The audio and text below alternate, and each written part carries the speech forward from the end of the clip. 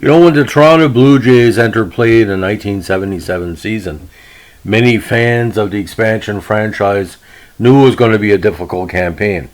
Now, with a final record that year of 54 and 107, a lot of people were shocked that he won 54 games because they were put in probably the toughest division in sports history, the American League East, which had, the Yankees who won the World Series.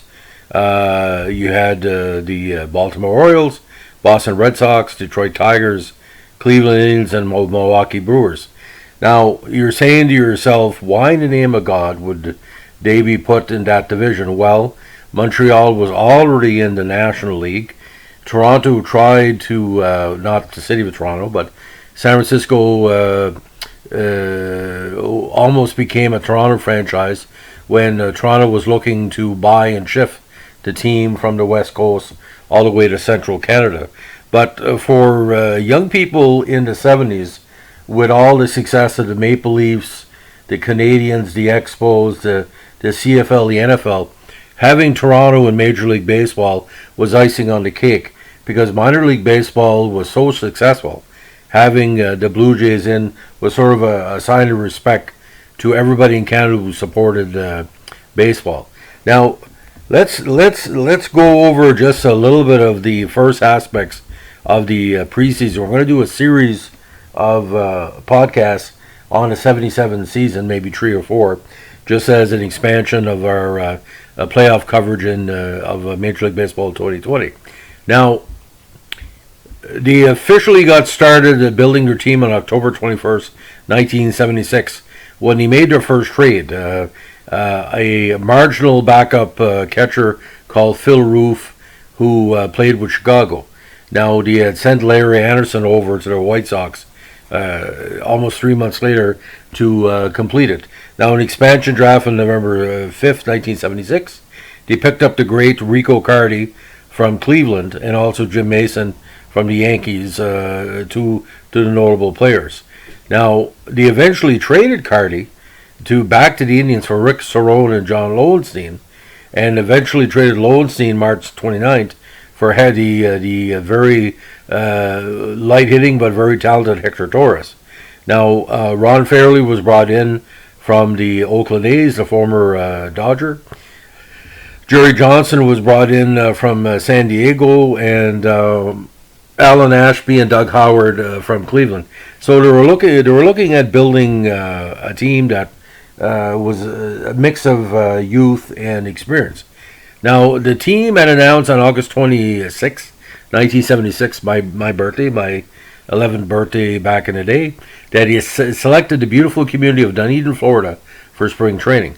Now, Dunedin was a 30-minute drive from the Tampa airport with daily flights to and from Toronto, and was near other spring training sites including the Phillies in Clearwater, the Mets and Cardinals in St. Petersburg, the Reds in Tampa, and the Pirates in Bradenton.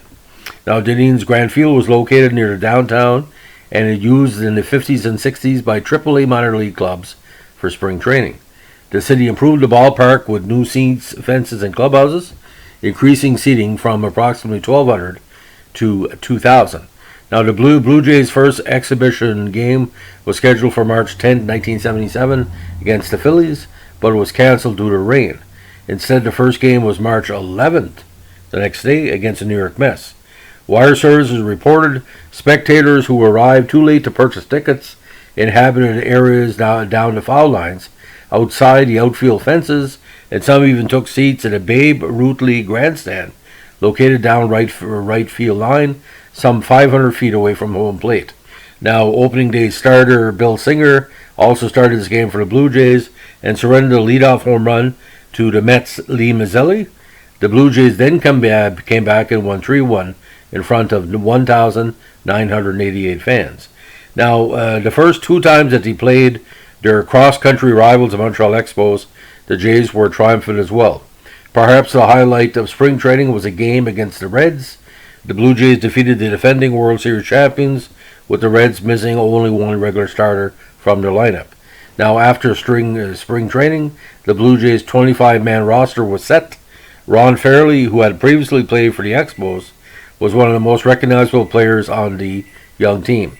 The only marquee name was Singer, a 20-game winner with the Dodgers in '69 and a former pitcher of a no-hitter. Pat Gillick, the great mind for the Blue Jays, had worked out a deal with the Yankees to trade Singer for promising left-hander Ron Guidry, but Blue Jays president Peter Pavese vetoed the deal, as Singer was part of his plan to market and promote the team. So again, that's the first podcast in the history of the first season of the Toronto Blue Jays. Keep tuned to this channel for more history lessons at a very minimal cost, only 5 minutes of your time. Have a good day. Bye.